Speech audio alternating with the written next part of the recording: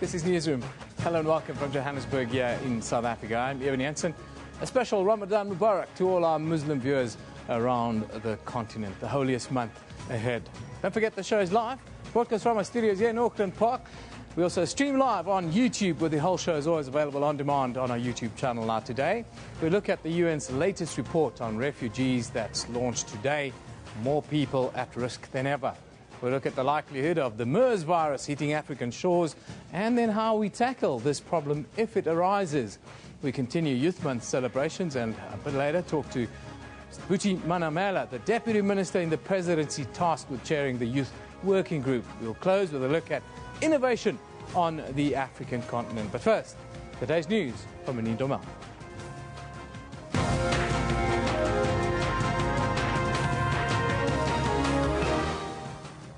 Good morning, I'm Manindo Mal. Let's take a look at the stories making headlines today. The energy-intensive user group of Southern Africa has warned again that Eskom's proposed tariff hikes would be a blow to the country's economy. The group is opposing Eskom's proposed tariff increases and will make its submissions to the energy regulator NERSA at a hearing next week. Eskom has already been granted a tariff hike of over 12%, but is seeking a further increase of the same amount. Meanwhile, Eskom says stage 3 load shedding will remain a reality if the grid is severely strained this winter. President Jacob Zuma will answer oral questions in the National Assembly today. 6 questions have been submitted. Some of the issues the ANC, DA, ACDP and PAC will bring to the President's attention will focus on the Freedom Charter, xenophobia and unemployment. It will be the President's last oral reply session for this quarter before the National Assembly goes for the winter recess. The International Criminal Court says its judges can refer South Africa to the UN Security Council, this for failing to hand over Sudan's president. Under the court's normal procedures, a report will be put together on whether South Africa breached its obligation under the Rome Statute. The Rome Statute is the legal agreement binding countries to the ICC. In case of violation of the Rome Statute, then what the ICC can do, if the judges decide so, is to refer the matter to the Assembly of States Parties. And when there is investigation that was opened upon a referral by the Security Council, it can be referred to the Security Council. In the United States, the mayor of Charleston has confirmed that there have been fatalities in a shooting at an African-American church. Last night, a gunman opened fire at a historic church in downtown Charleston in South Carolina. Police say the suspect is still at large, following media reports that as many as 9 people may have been shot. And Muslims in South Africa, as well as those across the world, will observe a month of fasting as Ramadan has started. It follows the sight of the new moon last night. Ramadan is the holiest month in the Islamic calendar.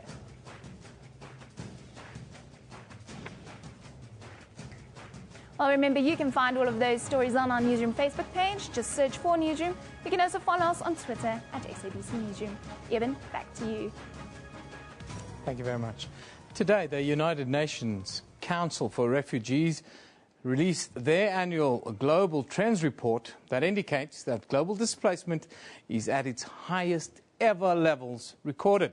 The UNHCR has warned of a dangerous new era in worldwide displacement, as the report shows that almost 60 million people were forced to flee their homes.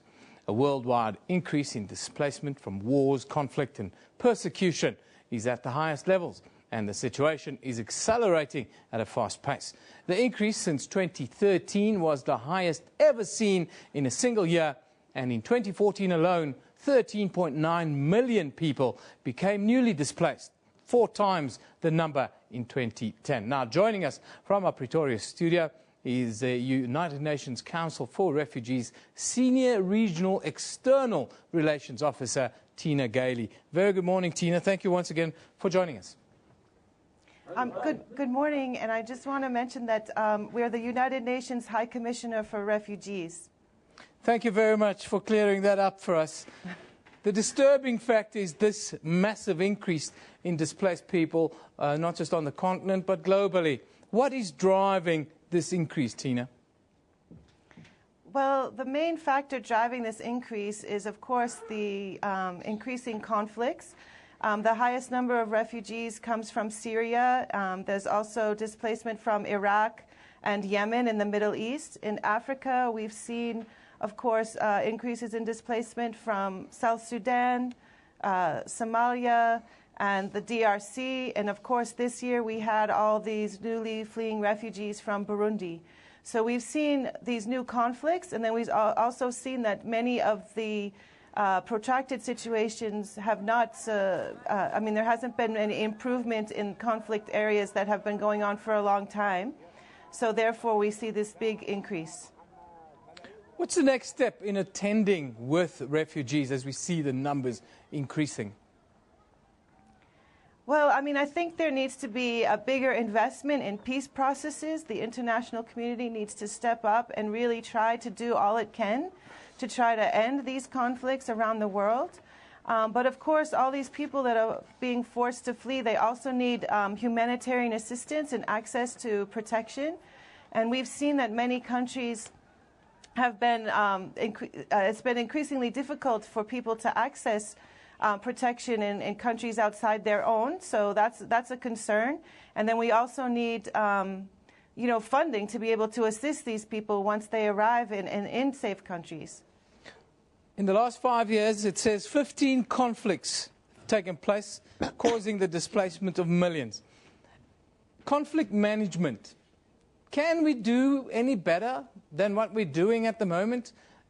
Is there a process that we can follow? I mean, I think that there have been some efforts made, but exactly what we're saying is that more needs to be done.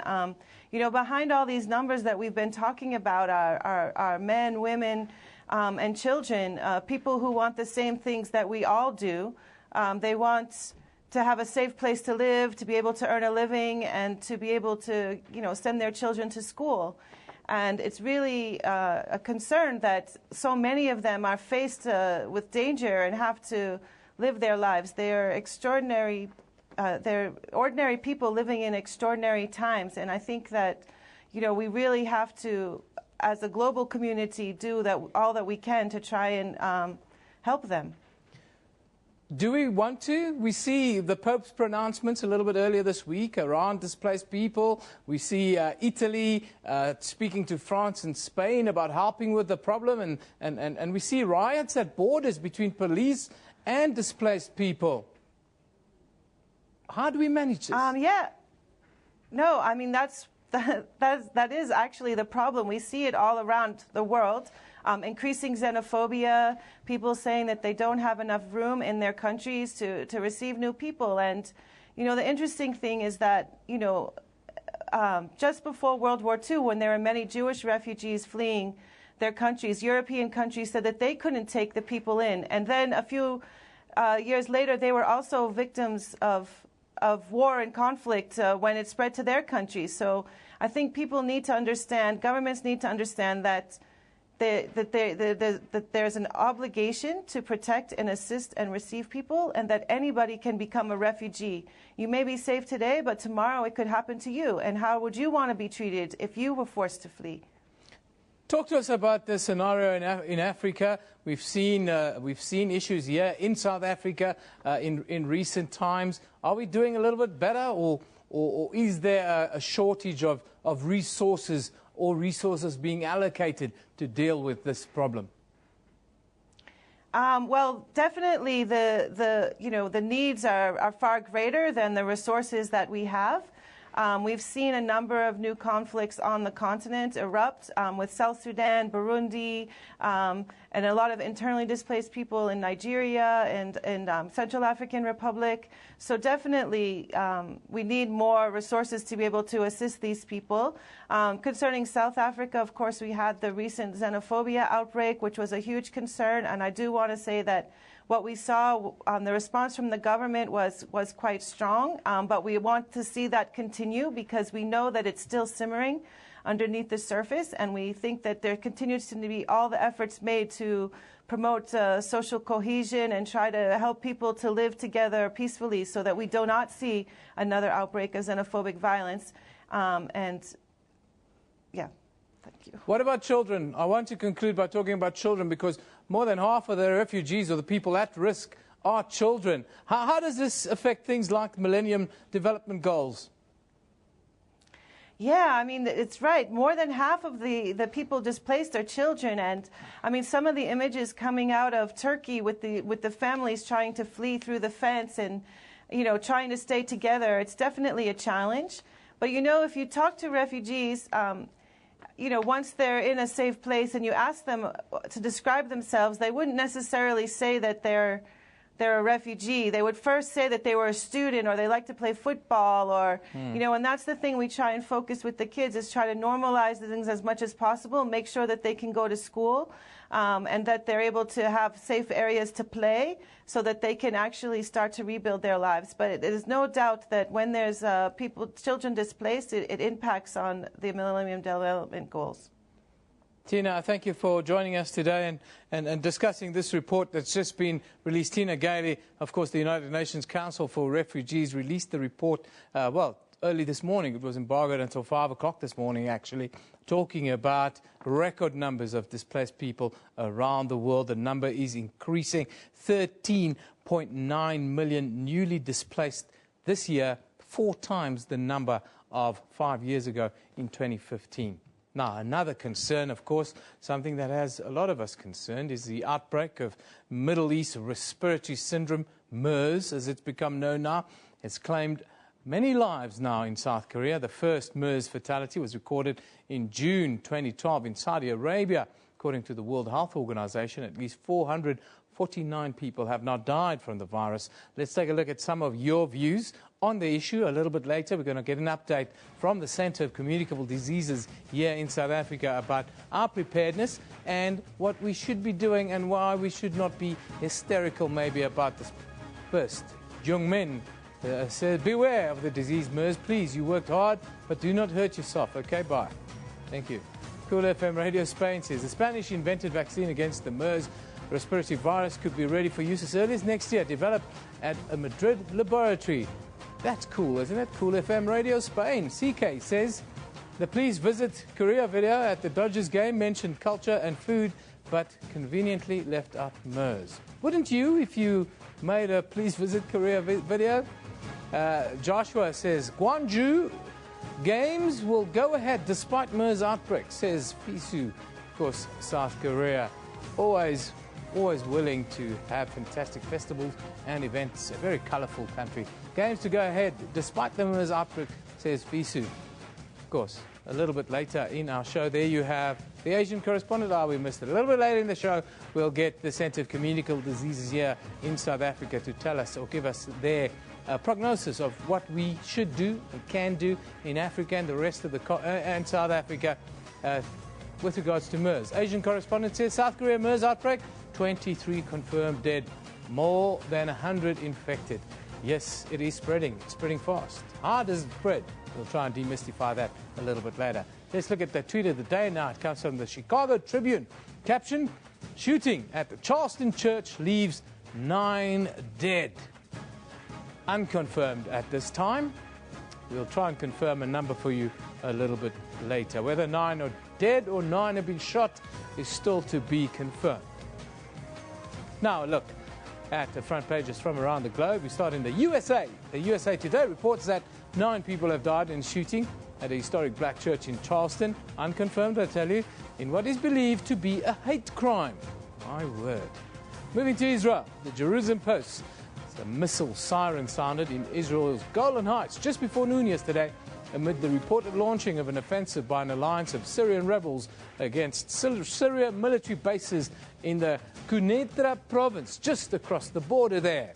And finally in Europe, the Times says plastics have caused a sharp decline in fertility among men, leaving only 1 in 4 with good sperm, scientists say.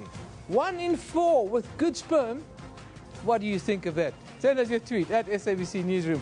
I can't believe it, with a population exploding as it is around the planet. Only 1 in 4 men have good sperm. Has to be tested. I don't know how. Let's take a look at what's happening around our country here in South Africa today. We start in Johannesburg, where former tennis coach Bob Hewitt is expected to appeal his 6-year jail term.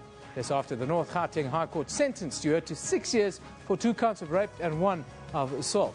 We stay in Johannesburg. The Constitutional Court is set to hand down judgment in an exchange control dispute between billionaire businessman Mark Shuttleworth and the Reserve Bank of South Africa. This stems from a 2009 case in which the Reserve Bank imposed a 250 million rand charge on Shuttleworth's 2.5 billion rand that he was transferring out of South Africa. Conveniently, isn't it? Then, in the Western Cape, where 4 members of the Worcester Young Red Criminals gang are expected to be sentenced in the Western Cape High Court. The men have been found guilty of 2 murders, dealing in methamphetamine and the possession of unlicensed firearms and ammunition, causing quite a stir in that community. Time for us to take a short break. You're watching Newsroom here on SABC News.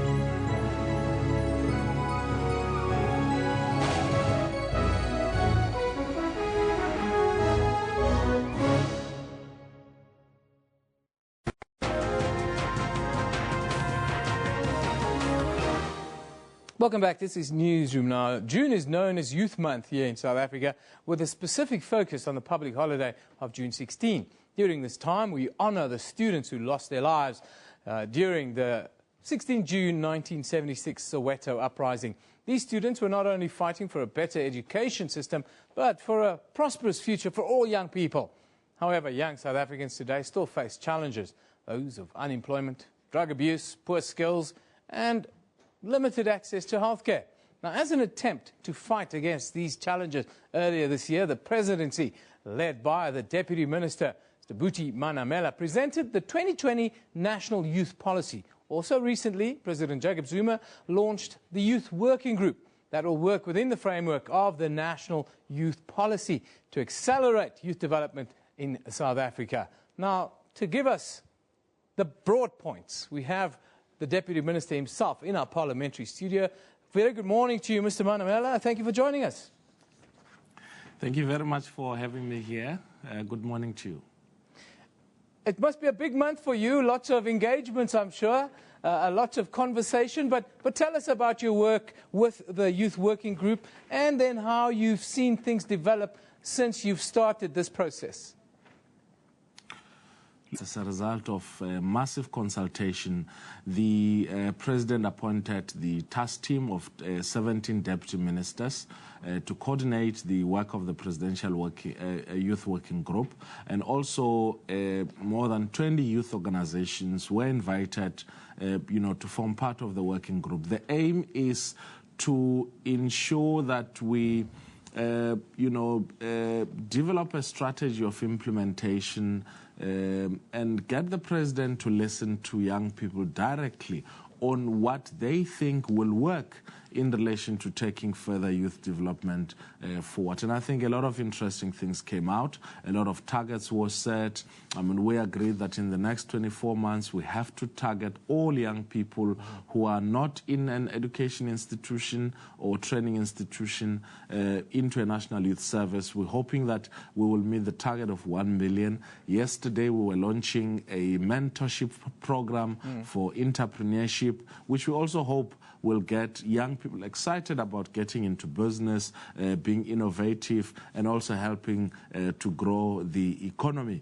Together with the other deputy ministers in the task team, we are going to be championing the recruitment of young people into internships. As you know, we now have about 240,000 graduates who are not in a job, who are in the NYDA and Department of Labor database, and more are joining that queue. So we're going to look at placing them as interns. We're going to look at retraining, reskilling, so that they change their focus. And very soon we'll be releasing the report on the Youth Employment Accord, which was signed about 2 years ago, to see what progress has been made and also what needs to be done. Yes, we understand that a lot of progress has been made. This is the 39th anniversary of June 16, but it is also the 21st anniversary of our democracy.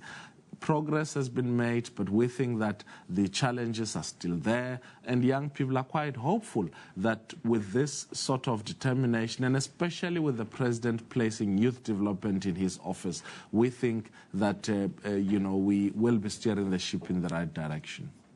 Partnerships is crucial to the success of this project that you're overseeing. Are you happy with the kind of engagements and that you're seeing from the private sector? Because it's really crucial for the private sector to assist in this program, isn't it?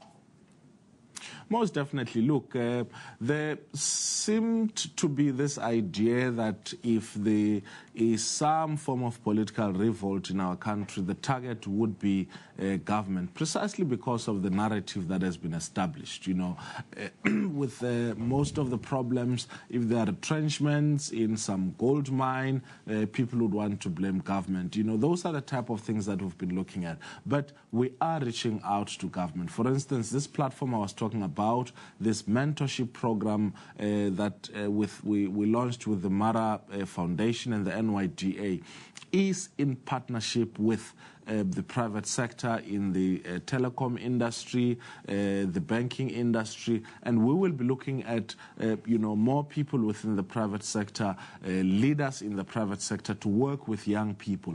But we're also looking at working with them to support the National Youth Service and also to place young people for workplace training programs in internships, learnerships, and all of that, because we believe that everyone has their bit to contribute. The young, business leaders participated with so much energy in the presidential working group, and so did civil society, and so did, the students' organizations. And we will be going out there together with the NYDA to ensure that the private sector contributes more. I think that one of the highlights of last year's work of the NYDA was its ability to raise close to 89 million rands, from the private sector to further its program. And we think that we can still do more, and we will be talking, to the private sector to ensure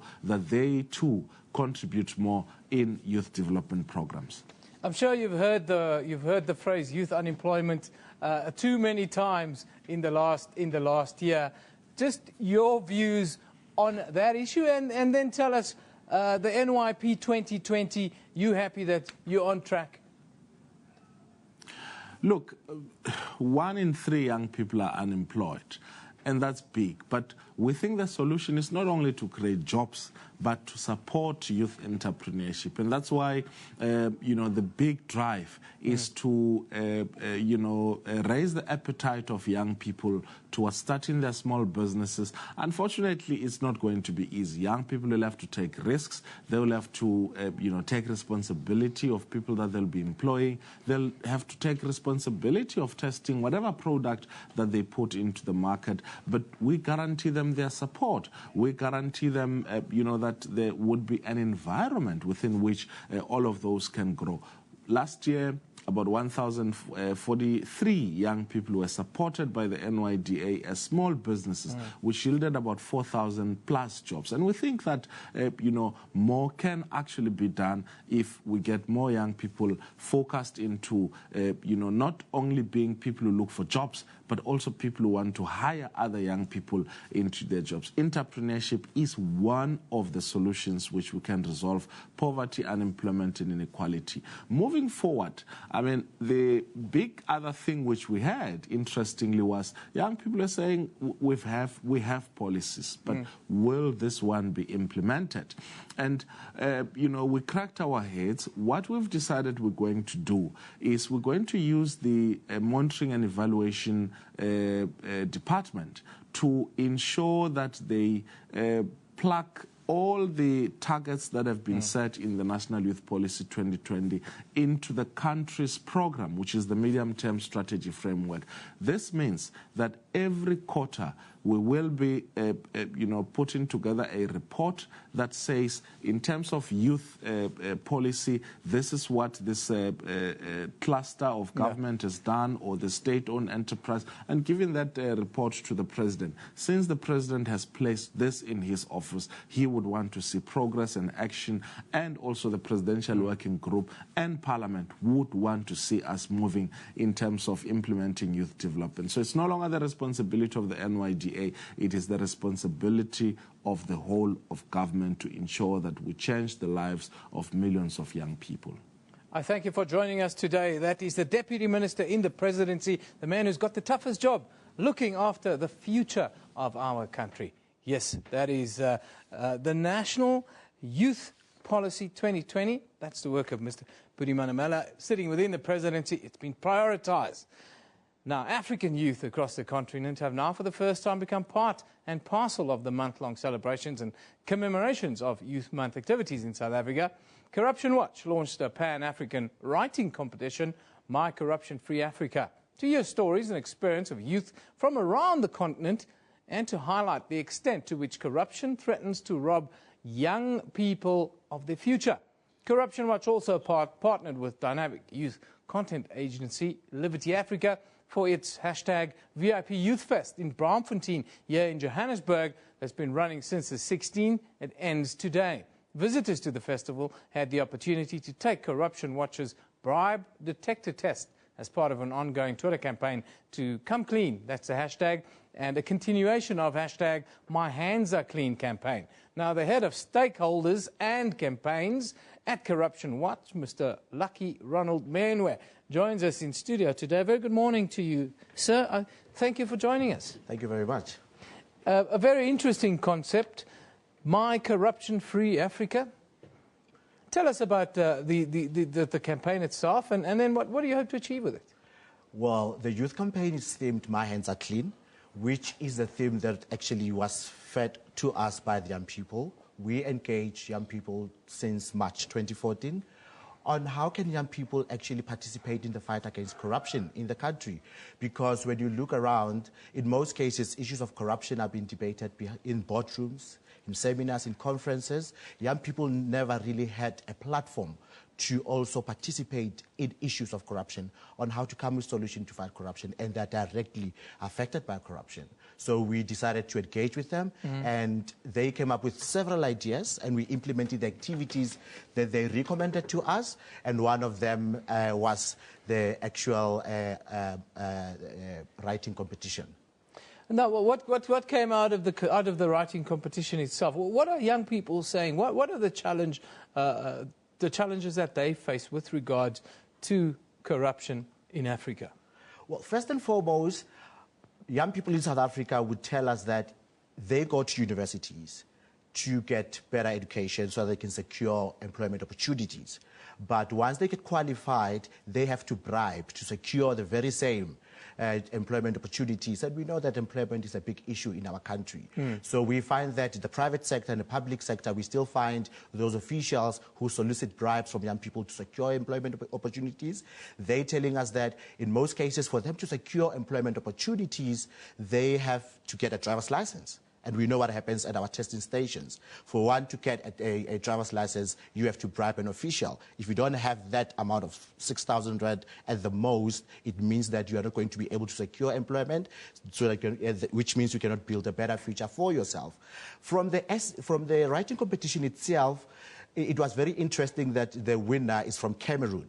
And the story that he wrote resonates very well with our country. He's writing about a child with special needs who's supposed to be registered in a public school, but the principal is soliciting a bribe from the parents. Yes. And then we see at Corruption Watch that we've been receiving a lot of reports about how corruption happened in public schools, which affect our learners because then they don't have access to learning materials and many other things that they should be getting for free, like the school feeding scheme. The food doesn't reach the learners, it goes to those who are in power in schools.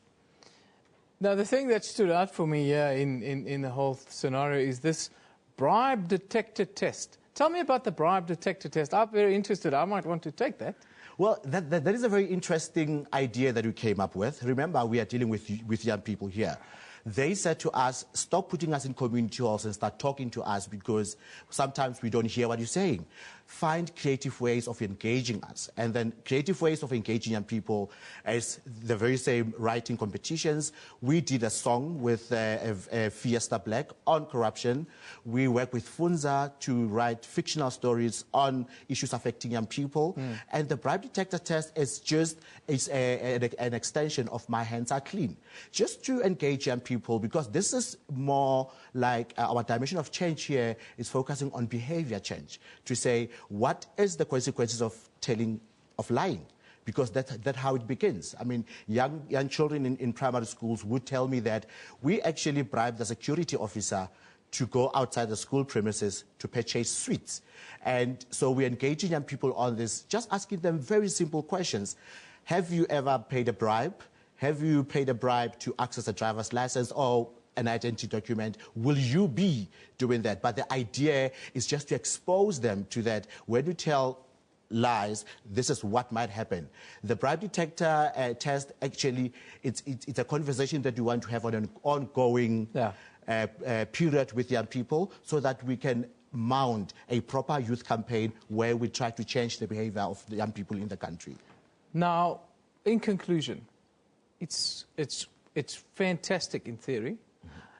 It's a great competition, but how do you get leaders to buy into these ideas, and how do we get them to be implemented, not just in South Africa, but across the continent?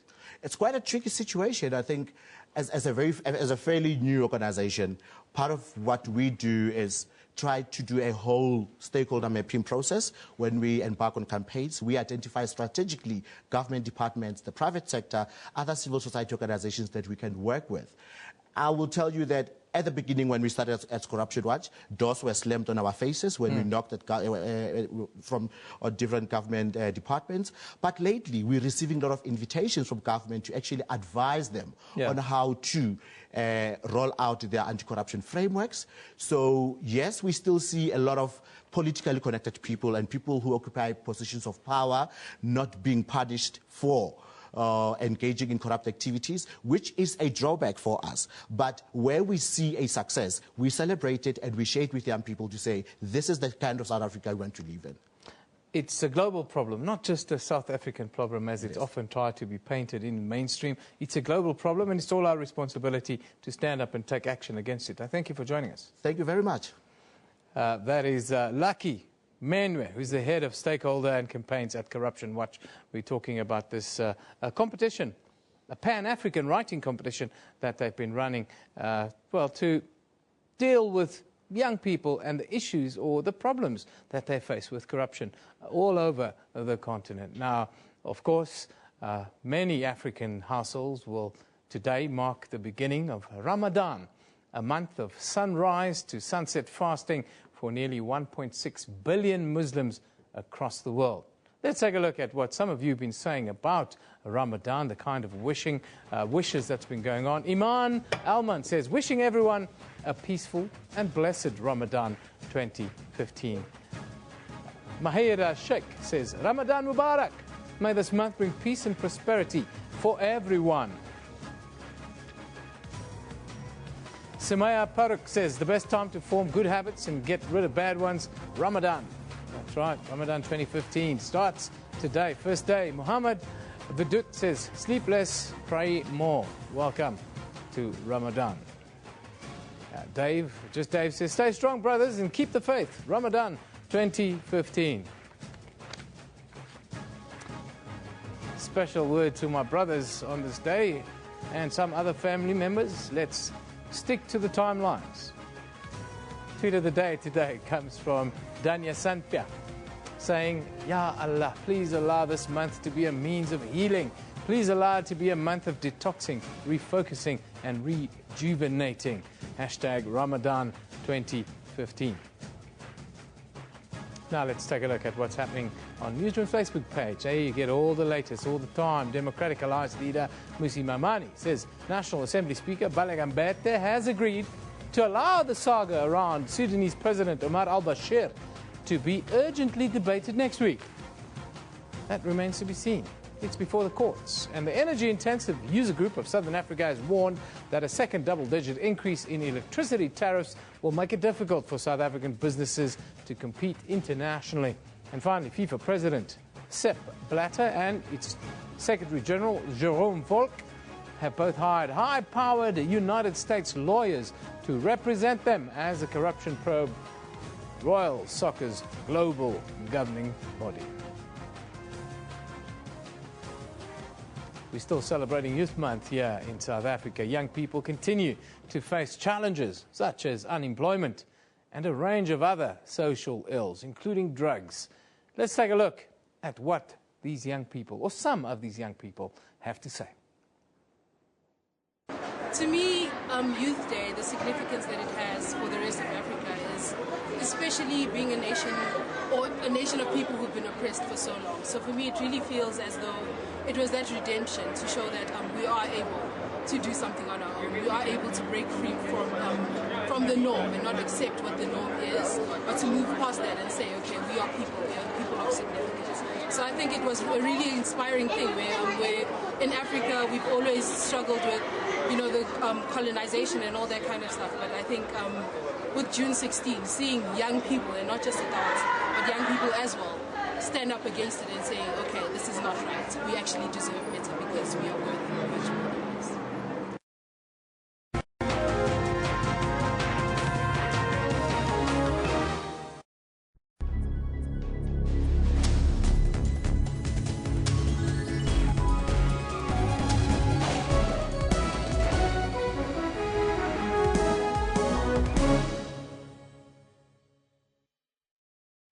SABC News seeks to be the biggest, the most extensive and diverse news organization on the continent. Our mission is to provide accurate and credible news and current affairs programming throughout the day. We are committed to covering every part of the continent.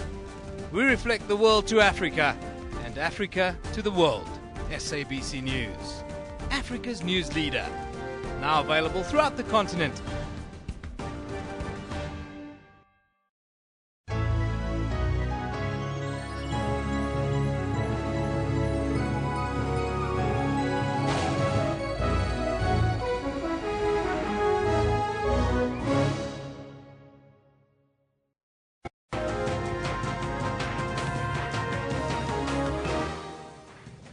Welcome back. You're watching Newsroom on SABC News. Let's take a look at the stories making headlines today.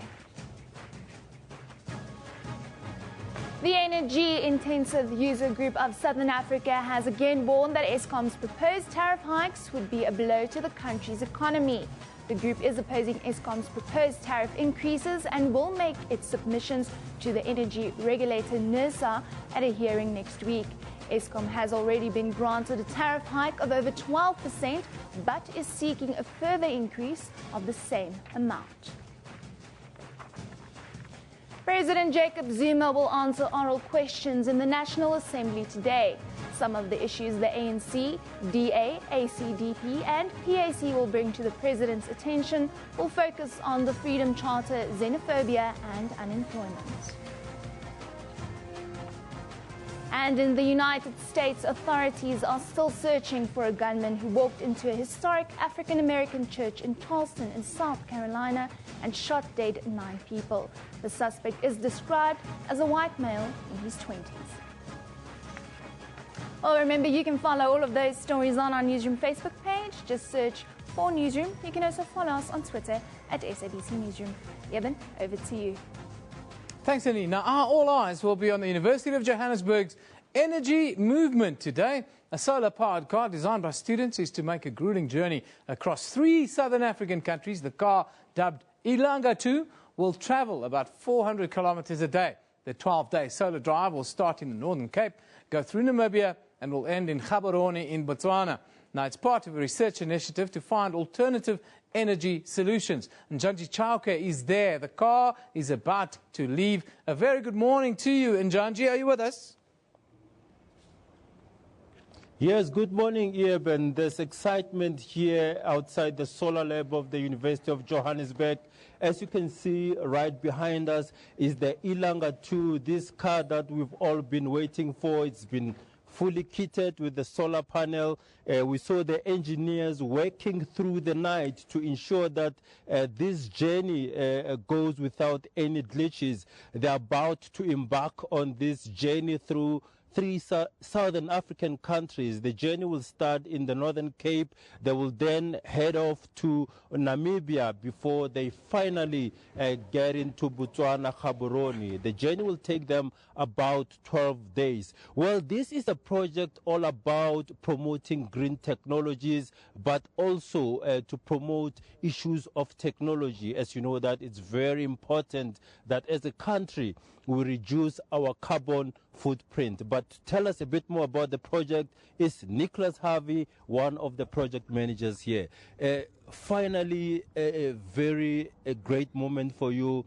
The Ilanga 2 is ready to hit the road. Tell us a bit more about what went into this project. Okay, so this project started, I think it was 2006, with a group of honors students who built the original car, Ilanga 1, which you may have seen last night, the big green one. Back then it was made mostly of wood and aluminium. You know, they were just trying to do the best with what they had. From there they improved it to Ilanga 1.1, and then finally we ended up with Ilanga 2, which is cutting edge technology really. I mean, it's got the best solar panels that you could possibly get in the world. You're not ever going to find anything better than these. They're the same technology that gets used on the Mars rovers, for example. The body is completely carbon fiber, so it's incredibly lightweight. 2 or 3 people can easily pick it up. It can go probably about 80 kilometers an hour is where we'll be keeping it, which is very impressive considering that it's powered exclusively by the sun. And then for someone out there who's watching this program at the moment, why is it important that as a country we should go green? I mean, you guys will be harnessing the power of the sun to keep the car mobile. Okay, so I mean, as we all know, we have significant power problems in this country at the moment, and renewable energy provides an opportunity for us to kind of supplement the output of the power stations that we currently have. Obviously, renewable energy isn't at the stage in this country where it's powering, you know, a huge portion of the energy demands. But if we start establishing, say, wind turbines or solar farms, we can begin supplementing the output of the current power stations to meet the deficit that we're currently experiencing. Maybe if we can focus in on the technical aspects of the car, how is it going to take those, the sunlight, convert it into kinetic energy or electrical energy? Okay, so obviously the solar panels absorb energy from the sunlight, then that gets pushed into the battery pack, which is on that side of the car. The battery pack uses the same technology that you find in your cell phones, so it's essentially got cell phone batteries in it, but a very, very large amount. It goes up to about 165 volts, and from there it's connected to the motor, which is on the hub. It's a single motor on one hub, so that draws energy from the battery pack.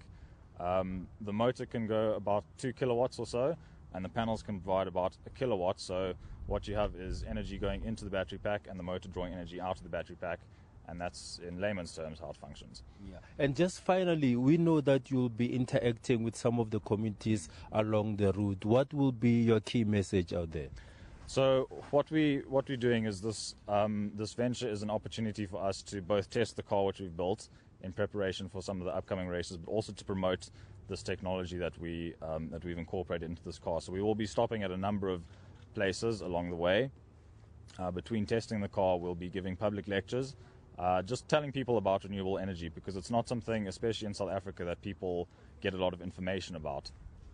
So that's what we'll be doing, just promoting renewable energy, but also importantly for young people, and especially at schools, we'll be promoting STEM education, which is science, technology, engineering, and mathematics, hoping to get more children interested in engineering, because obviously, a country like South Africa, we need good engineers to solve the problems that we have at the moment.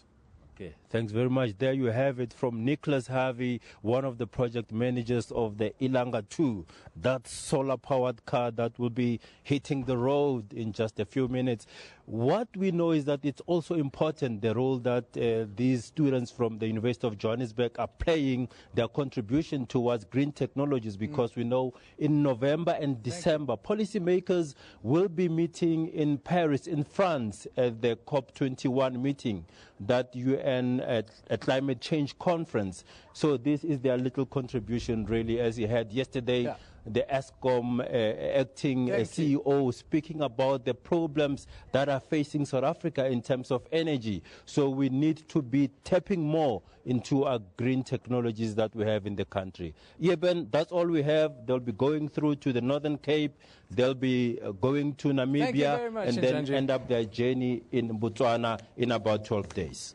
Thank you very much. Thank you very much, Njanji Chaki, giving us, giving us an insight into what's a unique thing, much talked about, much needed. I've got Kato Machao, who is the new innovation founder, with me. We normally do our monthly look at innovation across the African continent, and this sits right squarely within that. Yes. I see Eskom's one of the sponsors there, Kato. Yeah, Eskom is trying to empower us as young people, I guess, but also just to say, to encourage communities to continue to look for more renewable energy, not necessarily rely on them. So whether it's worth it or not, it's good that they're supporting something that will keep people moving.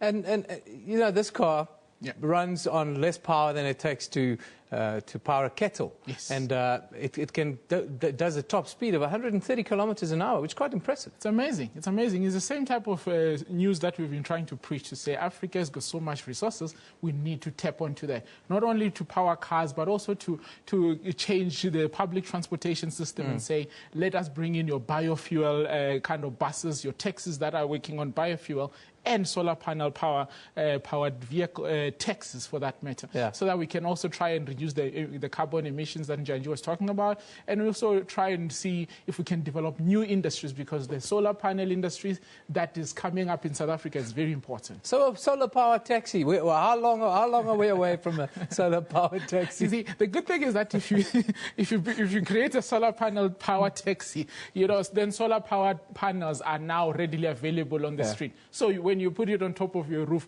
nobody's going to be climbing your roof in the evening to come take it off.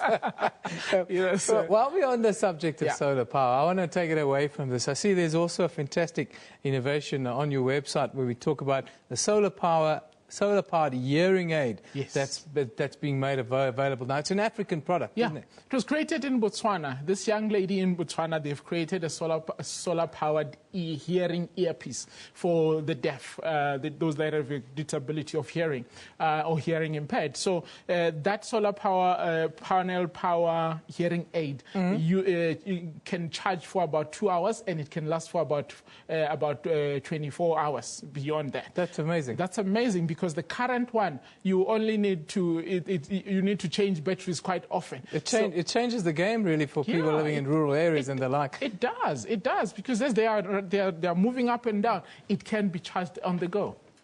In conclusion, tell us quickly about the Innovation Summit, South Africa's premium innovation event taking place in August in Cape Town. Your role and what's your expectation? 26 to 29, this is earmarked for young people that are innovators, for them to come and attend it and find young people that they can help them to invest, how they can take their products to the next level, how they can actually sustain their innovative business, and how they can break into this kind of success issues of innovation. New Innovation, it is the official innovation partner as a media, and we will be there crossing live to showcase the latest innovations from Africa and globally, and most importantly, those that are coming from South Africa. Fantastic. It's a top effort and really good, all the stuff that you guys are involved in. Kazuma Shah, who is the boss man at New Innovation, the man who's brought this concept to life. Thank you for joining us. He's with us every month to give us the good news of innovation on the African continent. A lot is happening on the African continent that at times goes unreported. It seems at times we only want to see murder and mayhem and bloodshed on the African continent. There's a lot more going on. That's where we leave it. Newsroom is broadcast live from our studios in Auckland Park, Johannesburg, every weekday morning between 9 and 10 a.m. We also stream live on YouTube at that time with the show available on demand on our YouTube channel. This, I tell you, is SABC News. You've been watching Newsroom. We love it in the morning.